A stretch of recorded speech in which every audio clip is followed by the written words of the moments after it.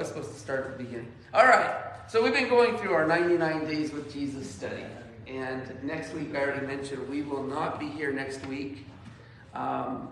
Is there anything, though, in your reading that stood out this week that you want to discuss? Otherwise, boy, I've got plenty to discuss. I came with a full deck. Brad. I was saying, deal on. Deal on. You got him, deal on. I like your style. You know, this was, in my mind, a very eventful week in our reading. And with today, with today being Palm Sunday, here's a picture of the Christian pilgrims marching through Jerusalem back in 2019. And it's customary in Jerusalem around this time to go on the Via Dolorosa, the Way of Sorrow. And they will carry crosses, and it's almost like a ceremonial march, trotting where they believe the feet of Jesus trod. And so this next Friday night, we've got our Friday night fish fry, Good Friday fish fry, and we're going to have a worship service kind of commemorating the road to the cross. If you want to comment at any time, go ahead. But this kind of stood out to me this week.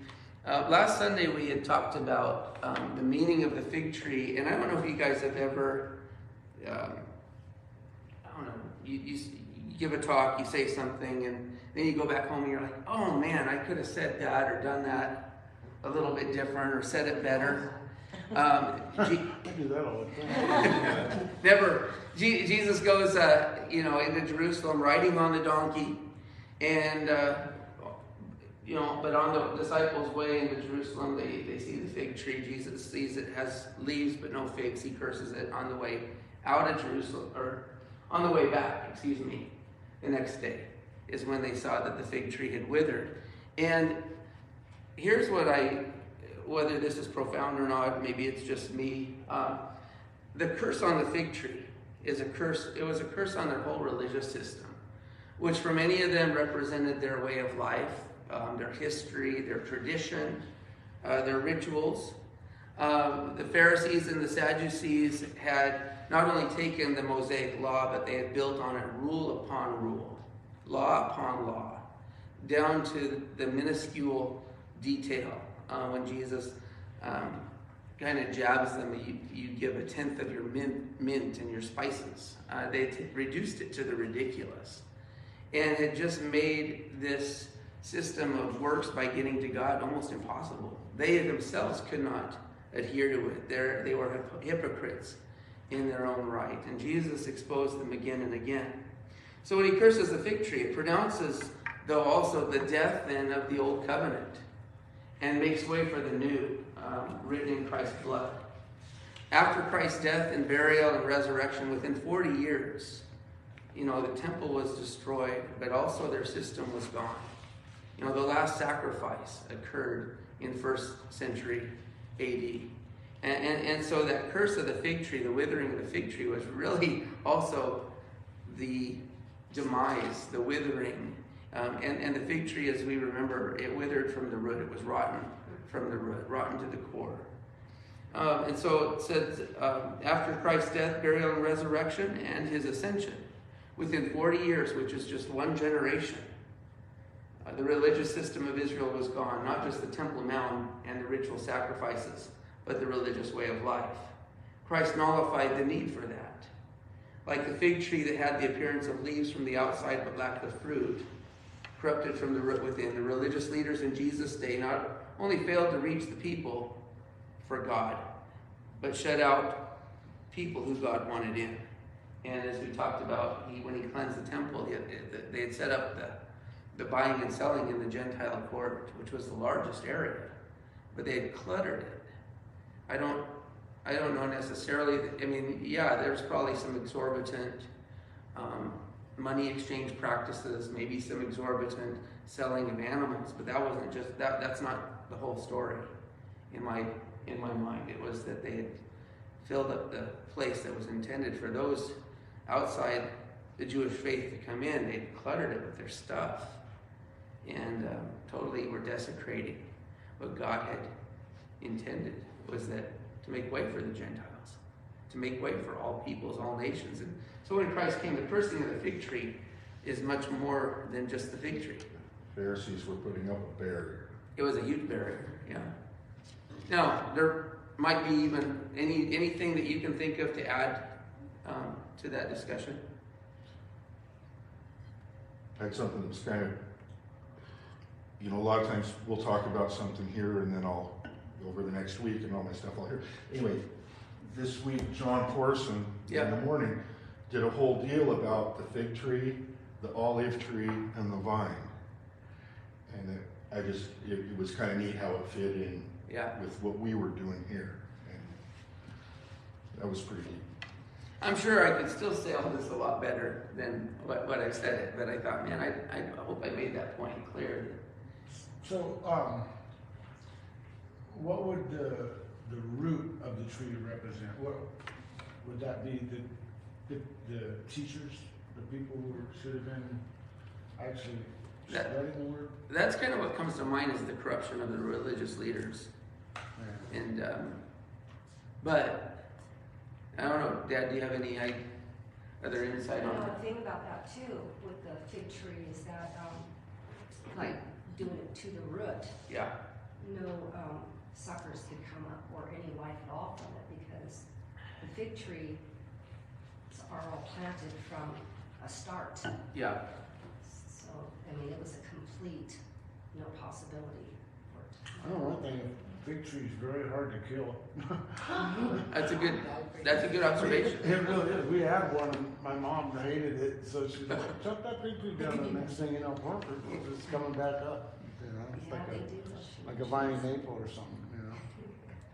Well, and then to go back, and how many times as we've read through the Gospels, was it the Pharisees, the Sadducees, the religious leaders, that not only didn't accept Jesus for who he was, the Messiah, didn't recognize him. In fact, they criticized him. They condemned him for working miracles on, quote unquote, the Sabbath, because it didn't fit their custom. But they were also the very ones that put together and plotted to have Jesus put to death. And they were brought into the court. And Jesus didn't have this big problem with the sinner, with the tax collector, with the woman caught in adultery, though the earliest and most reliable manuscripts don't have that specific event. He had the biggest challenge with the religious leaders in that day. And there's probably another layer that we could go into, in that the religious leaders were often in, not cahoots with the Roman officials, but sometimes if the Roman authorities were,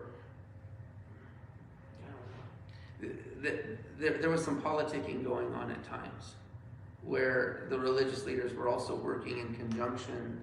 And you see that when they bring Jesus before Pilate. They knew that their laws would not allow him to be crucified, put to death, but that Pilate could, the Roman authority could, if they worked together with him. And so there was just a number of things wrong with the religious leaders in the system of that day, but a lot of it, quite frankly, was they had lost their way to God. They were keeping people out who God wanted in, even the Jews, if you really recognize that.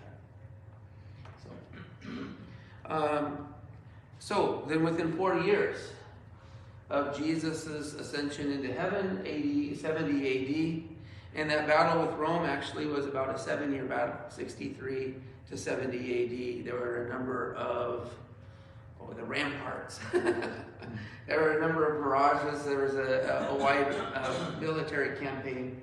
And imagine we talked about waking up one morning and finding out that this is what your city looked like. It was on fire. It was destroyed. And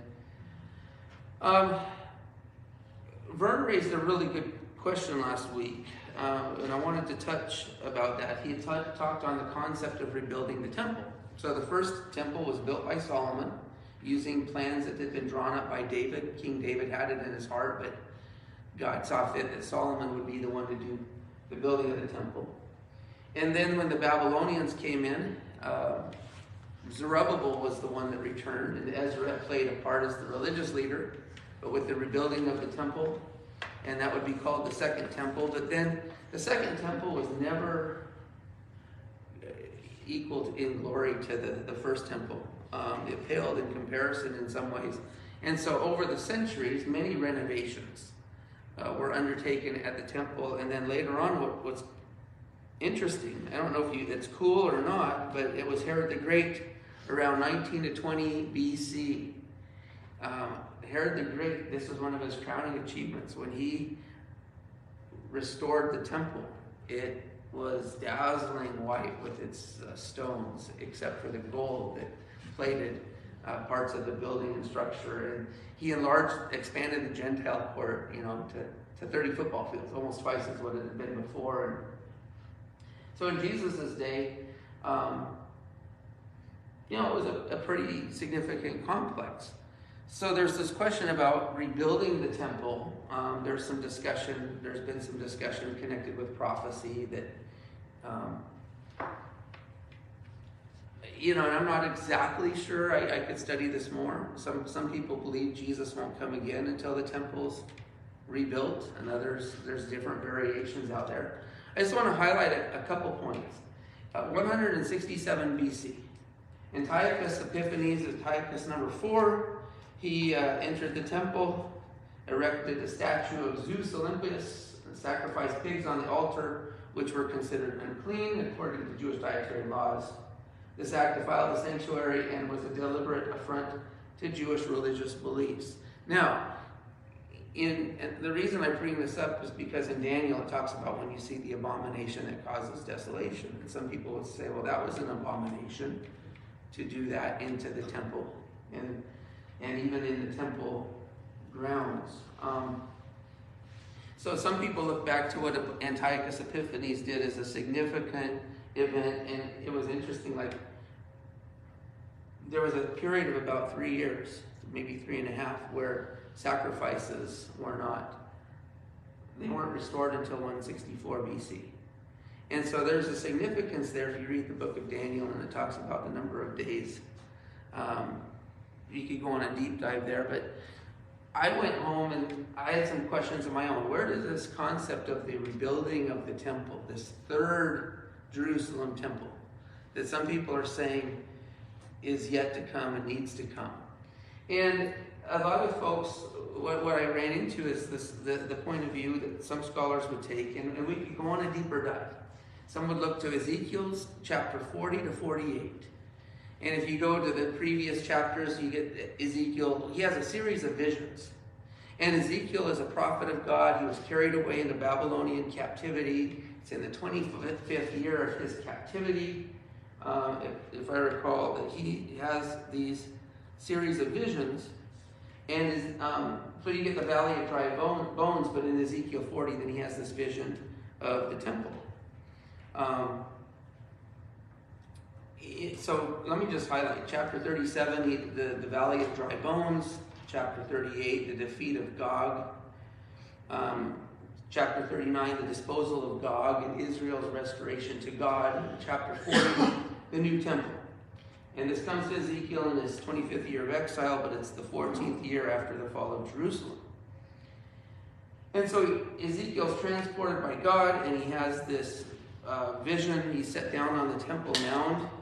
He's given, he's shown this massive perimeter wall, and there's all these, this is a very detailed description of the temple and its dimensions, and some interesting things. From the outer court, there's 4 steps through the gate to enter. Then as you go into the inner court, there's 8 steps. And then as you go into the temple proper, there's 10 steps. And so there's this, the closer you get to God, there's this higher progression of steps.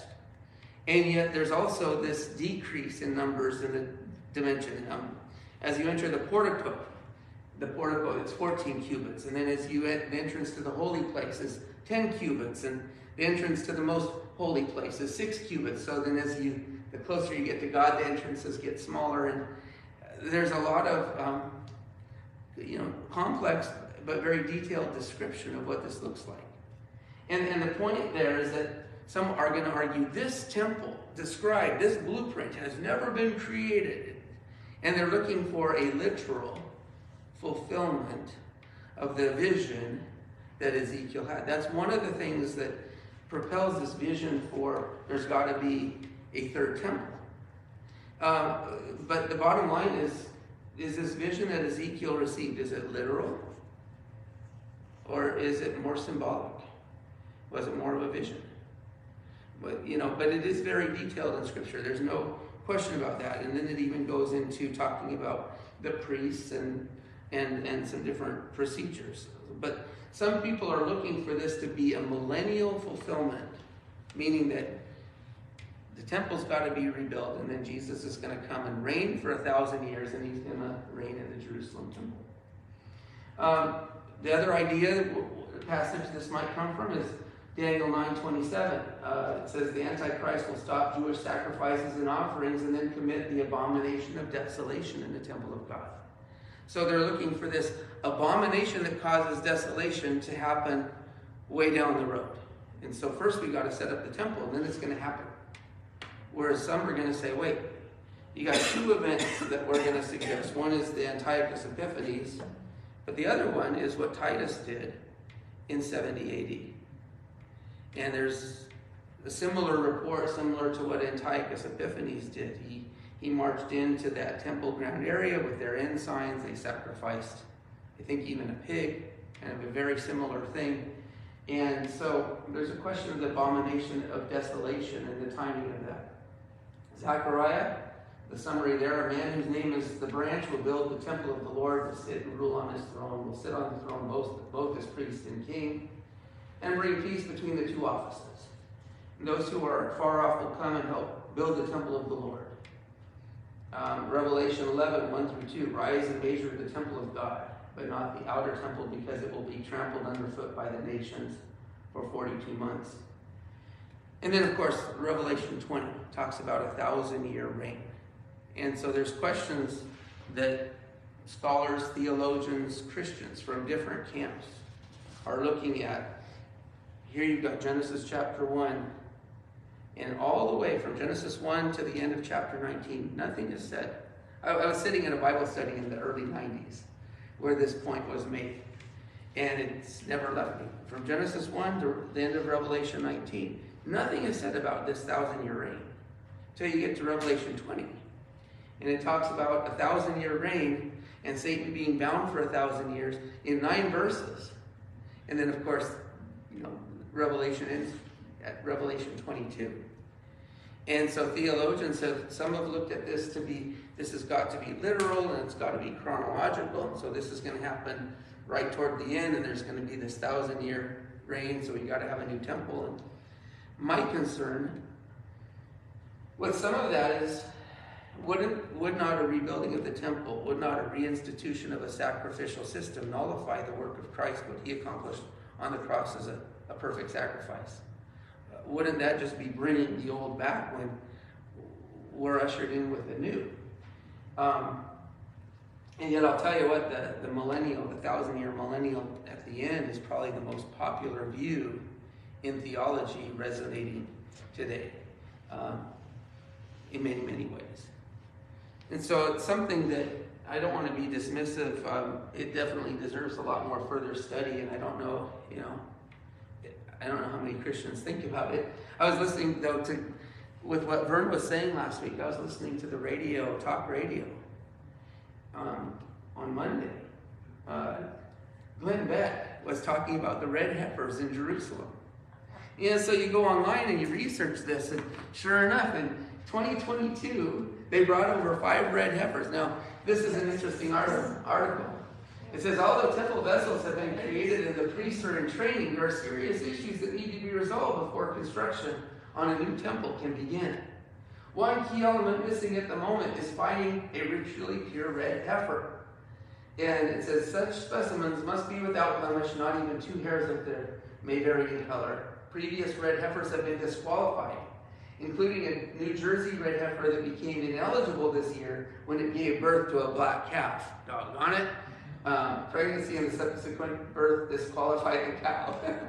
Rather than wait for one to appear randomly in a flock somewhere on earth, the Temple Institute has begun a special red heifer breeding program that includes the implanting of frozen red Angus embryos into domestic Israeli cattle, and crowdfunding has raised $31,000. Yes. This all seems more of man than of God. Well, what was interesting is this article here was prior to September 2022, okay? It's talking about the search for a red heifer. Then you read that in September 2022, they bring over 5 red heifers. I think they got them from Texas. Beautiful.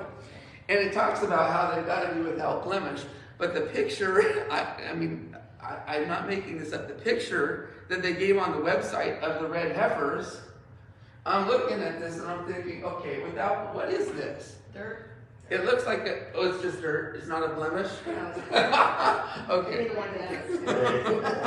Give me more than just Yeah. word. So they also say that it has to be I'm pretty sure I know what that is. no older than 3 years old. Well, we just got a little short time for that one then. Yeah. Well, So can I just ask, sure. okay, so I've also seen that they've already built this altar Yeah. for them. So, and they're gonna do the sacrifice of this red heifer. Well, I thought we were no longer doing that. That's my point. Yeah. And then, That's what I was- and then what they say with, like, why they're doing that are the ashes. They're for the Yep. the purification of those ashes for cleansing. Right. Yeah. What is suggested to me marks more of a reversion back to the, and I'm going to explain their explanation of this, but I'm going to try to. I think Pastor Rod could probably illuminate this topic much better than me. But because you can go on a deep dive. I mean, if you want to go on an internet search, click, click, click, click, you can go into layers of this study of where this all has been going. They would say, hey, we've got all the vessels that we need. And we've got these order of priests that are in training so that in Johnny on the spot notice, okay, so what's stopping that? And they'll even say that they wanted to go up to the Mount of Olives and do an animal sacrifice of a red heifer. Since so what's stopping this? Well, what's stopping the temple from being built? Can anybody notice anything in this picture? Something's in the way. Yeah. They would say that the exact spot that New Jerusalem temple should go right there. And what's interesting and what's also tough, the second temple was destroyed by the Romans in 70 AD. We've covered that. As prophesied by Jesus, the temple has not been rebuilt since then. In 691 AD, so you have 621 years, and then in 691, the Dome of the Rock, a Muslim shrine, was built on the Jewish Temple Mount. The mosque was added to the site in 705 AD and was rebuilt several times. The present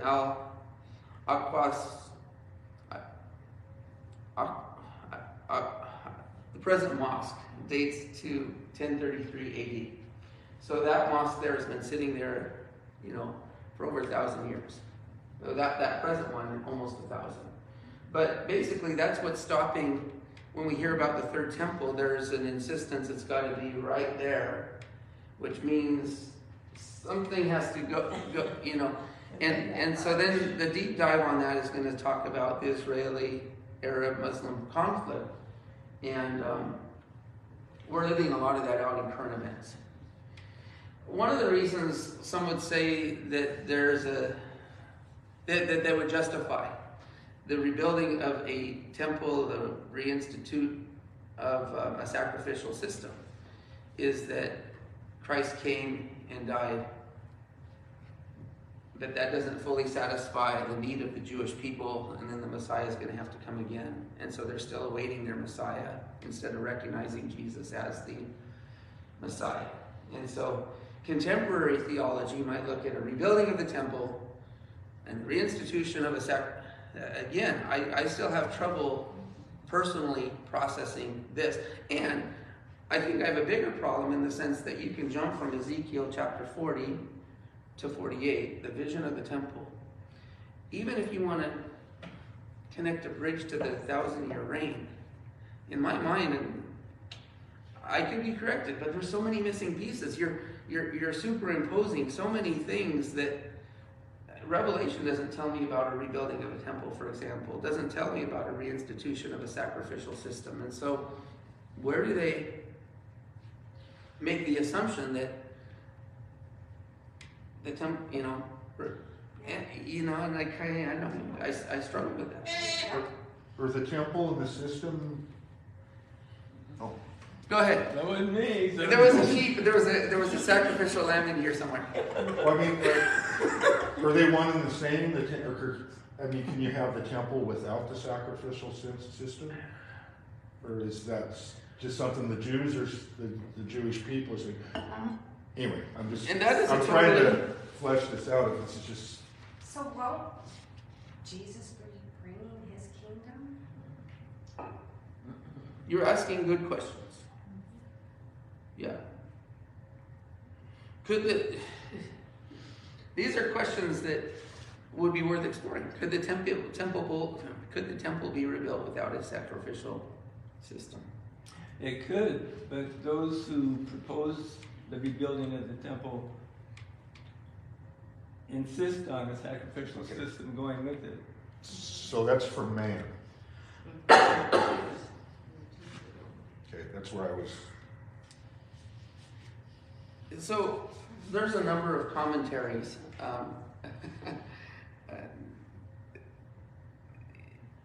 I've heard of some professors in colleges, Bible colleges, encouraging the students not to rely on commentaries, but just to, and I process that, just to kind of do a study of the Bible using the Bible. There's a form, you can do some exegesis that way. I like commentaries in the sense that people have done a deep dive just on the word meanings, but also the cultural, the historical context, the sentence structure, the type of sentences or literature that it is. So I'm just going to share some things about Ezekiel. It says, while some interpreters look for a literal fulfillment of this vision, many believe that God was not giving his people the blueprint for building a building project, which at some undisclosed time in the future they would implement. God is more likely speaking imaginatively than literally. The emphasis is not so much on bricks and mortar as on the return and permanent dwelling of the divine presence among his people. Interestingly, Jerusalem is never mentioned anywhere in the chapters, Ezekiel 40 to 48. Nor is there a mention of anybody who will be the construction supervisors and builders, as was with Moses in the tabernacle and Solomon in the temple. When, however, the returning exiles come back to Jerusalem and turn their attention to rebuilding and restoring the ravaged temple, surely access to Ezekiel's vision will serve as a stimulus to them. And commentary goes on to describe it. It says, now outside the temple, Ezekiel is brought to the gate facing east to witness the return of the presence of God. It was through this gate that Ezekiel saw the divine glory leave the temple in chapter 10, verse 19. God returns through the gate by which he left, and when he returns to his abode, God does not tiptoe back. He returns as a king. 43, verse 7, which refers to the only throne in this newly restored Jerusalem. With God's presence restored to the place of worship, religious apostasy becomes unlikely. Idolatry will be a thing of the past. So the point there is that God's glory is kind of paramount to Ezekiel's vision. I mean, the structure is complex and elaborate, but the purpose is the presence of God. Return of God's presence and God's directive to Ezekiel are followed by information about the altar in the temple. Note the parallel here. The temple, although now finished, is not ready for service until the divine glory returns. Similarly, the altar, although completed, is not ready for use until it has been purified. There are many notable omissions in Ezekiel's temple when it is compared with either the tabernacle in the desert or with Solomon's temple. Most obvious is the absence of any reference to the ark, the mercy seat, and the cherubim. The same may be said of the laver, the lampstand, and the bronze altar. The implications of these omissions are obscure, but the altar is there, indicating that there will never be the possibility of legitimate worship without the presence of sacrifice. Two things are necessary for the reopening of the temple. One is the presence of the glory of God. Unless the Shekinah fills, the shelf fails. The second indispensable element is a purified altar. I guess some could use that as an argument in favor of the temple has to be built and Jesus has to set up his throne there, but then they go back to the sacrifice. Now the question is, literal or is it symbolic? And then it goes on. There's going to be a life-giving river that comes from the temple. The water is going to flow into the Dead Sea. The Dead Sea is going to become pure. So you're going to have a whole different, if you're going to take it literally, the topographical, the geological, all these attributes are going to have to change in Jerusalem. And then there's going to be a redistribution, redivision of the land allotted to the 12 tribes. And in some cases, it shifts position, it shifts location of the land and portion to the 12 tribes. So, literal or is this figurative? Is this symbolic of what God is going? He's giving Ezekiel a vision. That's all it is. It's a vision. But some people are going to say, no, this is a prediction of what literally will happen. And that's where some theologians kind of draw the line. So, what do we do with all that? Right now, Jerusalem's chief Rabbi Kook is working on training the priests to be ready for the new temple. Rabbi Kook. I didn't make that up. And so, there's an article in Military History, or Military Heritage Magazine, July 2018, talking about the siege of Jerusalem. It's a military magazine talking about the military siege, and it's really a fascinating article of what happened in 70 AD. But among what happened, Josephus writes that Titus and his generals entered the holy place of the temple before the fire engulfed the building. Quote, Titus entered the holy place with his generals and the Roman army set up their ensigns on the eastern wing of the temple and worshipped them shortly after. Those who would say that the temple in Jerusalem must be rebuilt, the third temple before Christ returns, believe this. Number one, the temple prophesied in Ezekiel 40 chapter 40 through 44 has never been built. Number two, there must be a temple of God in order for the abomination of desolation to occur. Three, numerous scriptures refer to a restoration of daily sacrifices, which has not yet occurred. Four, when Jesus establishes his earthly kingdom, he will rule it from the temple in Jerusalem. And five, Israel cannot be restored as the most favored nation unless the temple is rebuilt.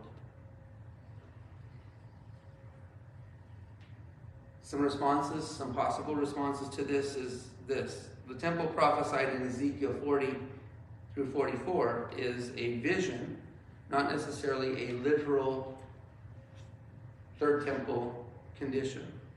Number two, there must be a temple in order for the abomination of desolation to occur. You could also argue that there were at least two abominations of desolation events that occurred in the Jerusalem temple, one at 167 BC and then also at 70 AD. Numerous scriptures refer to the restoration of daily sacrifices, which has not occurred yet. Well, there is a prophecy, Daniel chapter 8, chapter 11, chapter 12 refers to the daily sacrifice. And you could argue that there was a time gap between 167 and 164 BC under Antiochus Epiphanes, where it wasn't until 164 that the temple sacrifice was restored. So you could say that that was already fulfilled if you hinge on that.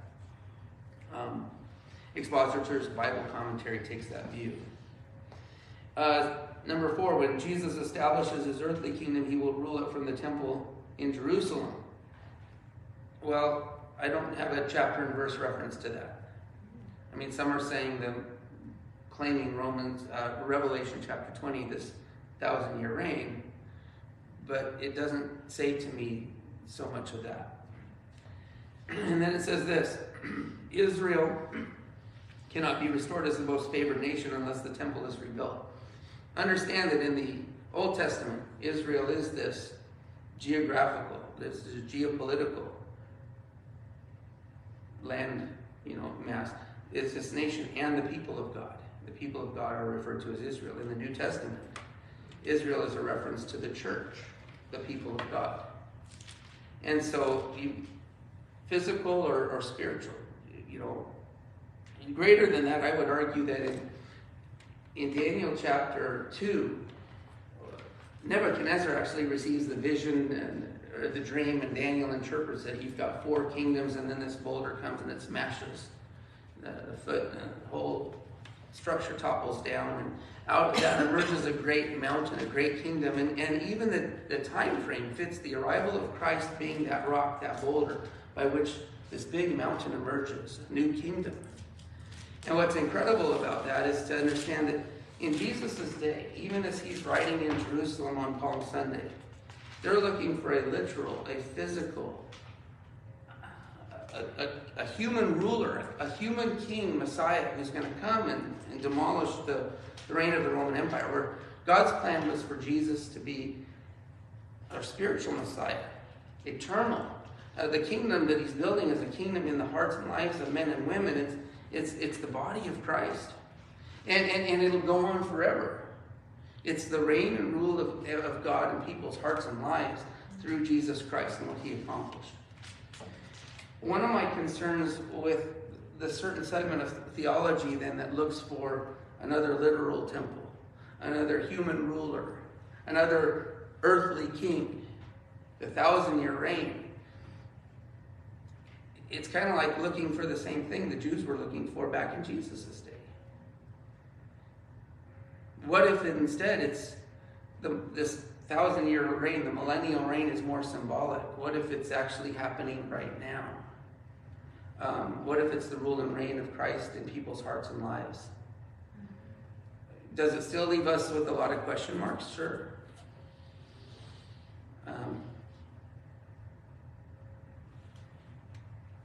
So how do you resolve all this?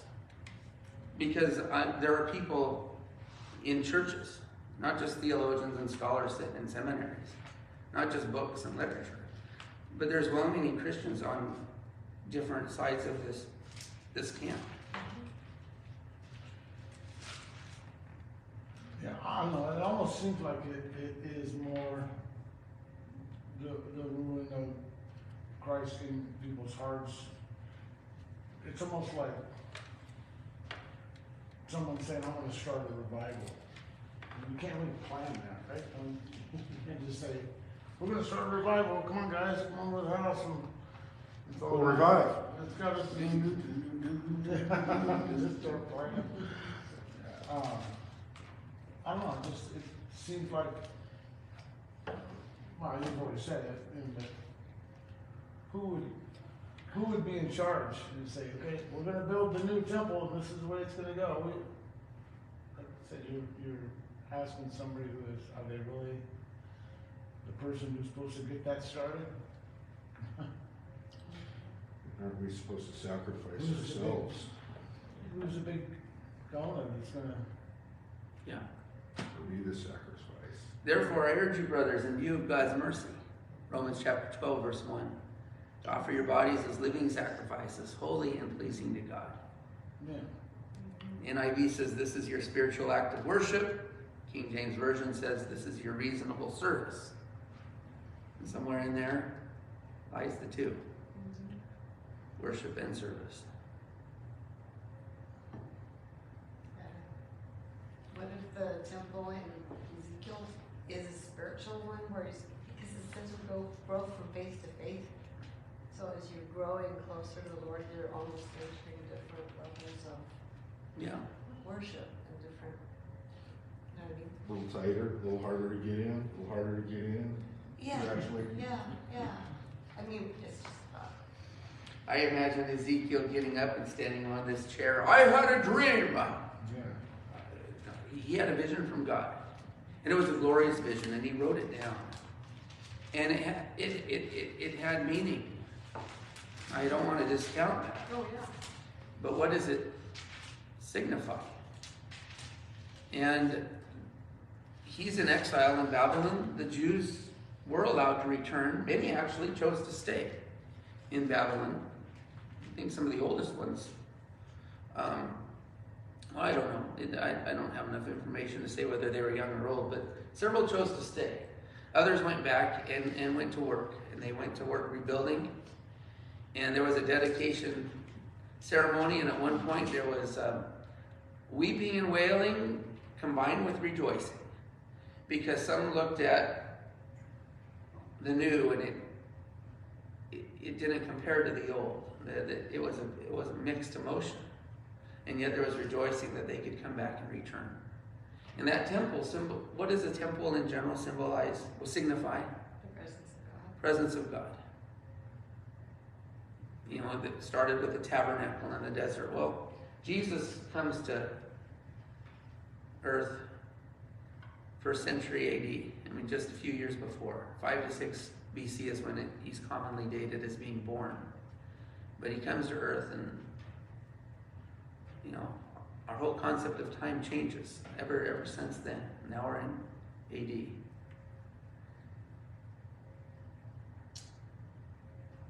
That's not what I planned to talk about today, though. That's the introduction. We are out of time. Before you go, just some quick highlights. As we did our reading this week, John chapter 14, I just titled this a deep theological passage because there's so much depth in John 14, 15, and 16. You could extend it to 17, but Jesus, as he meets with his disciples. So we've got the I'm going to prepare a place passage. You've got the way, the truth, the life passage. You've got the if you've seen me, you've seen the Father passage. And then I would argue that you've got the seen me passage explained in John 14 verses 10 to 12. Jesus is not saying that he was the Father, but he's saying if you've seen me, you've seen the Father. I liken it to the reflection. He says the Father is in me and I am in him, and you also will be in me. Later on he'll talk about as his disciples, his Christ followers. He wants us to be in him. They ask for anything in my name passage.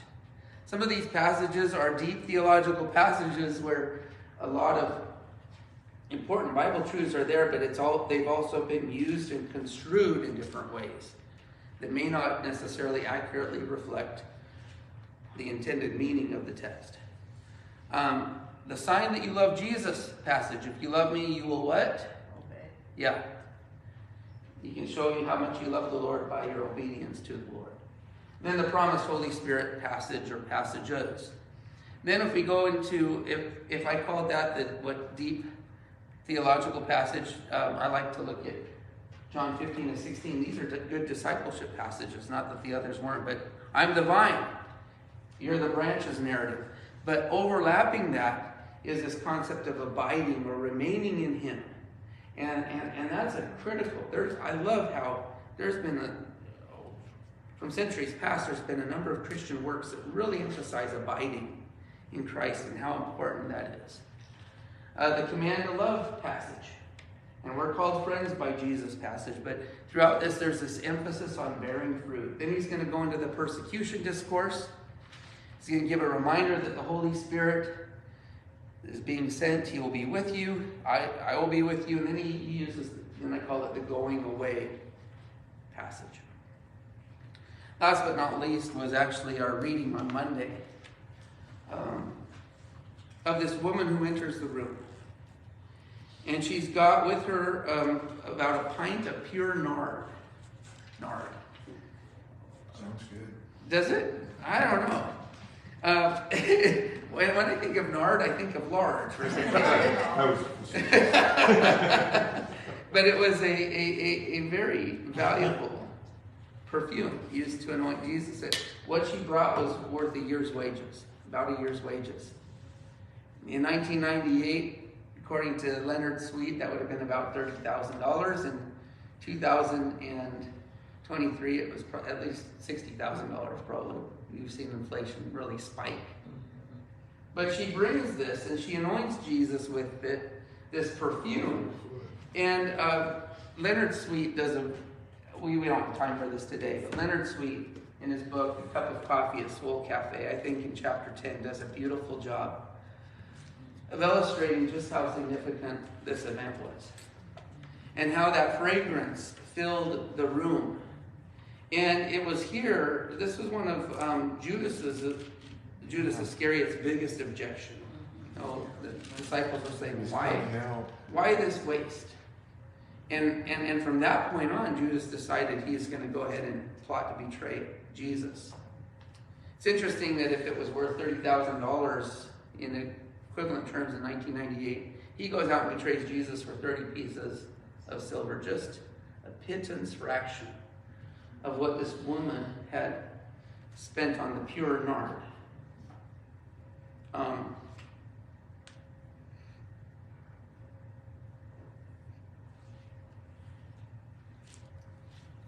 I'll take a couple minutes just to read this conclusion that I like what Leonard Sweet writes here. When Jesus smelled the perfume, the spikenard that had anointed his head only hours before, and when he remembered the woman with the hemorrhage of 12 years who had the faith to reach out and touch the hem of his garment, and he healed. And when they beat him with a whip until the blood ran down his back like a waterfall, his skin already super sensitive from the after effects of hematidrosis, the sweating of blood. And when they put back his own clothes onto his raw skin, when they marched him 650 yards through the streets, and when they made him climb the Via Dolorosa carrying the 150-pound patibulum on which his wrists were later to be nailed, reducing him to a beast of burden, being led to the slaughter. And when the weight of the cross produced contusions on the right shoulder and back, and when he fell, causing more unnamed injuries, and when he looked around for his most intimate friends, his disciples, and saw none but the 4 women and John at a distance, and when the agony was almost too much to bear, then Jesus smelled the perfume. And when he remembered the 12-year-old daughter of Jairus, whom everyone thought was dead, but whom God healed when he had spoken these words, "Get up, my child."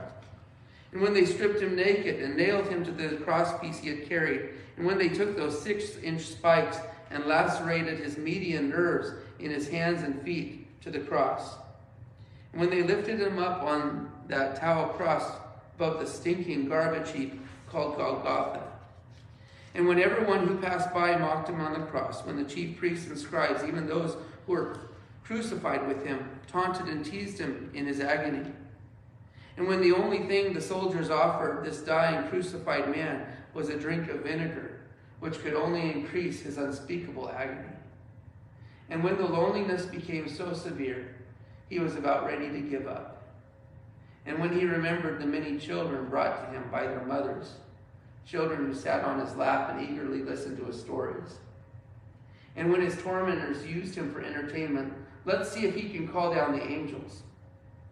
Then Jesus looked around and smelled the perfume.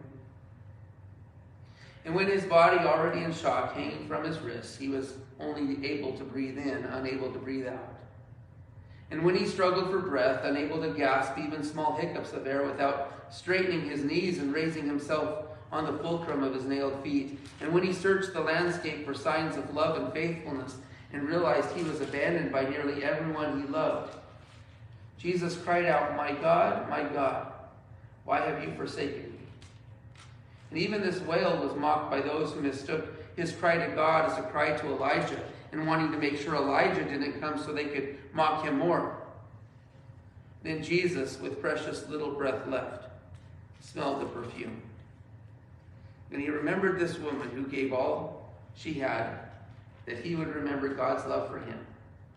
And even in that smell, even detect the odors that told him he was going home from whence he came.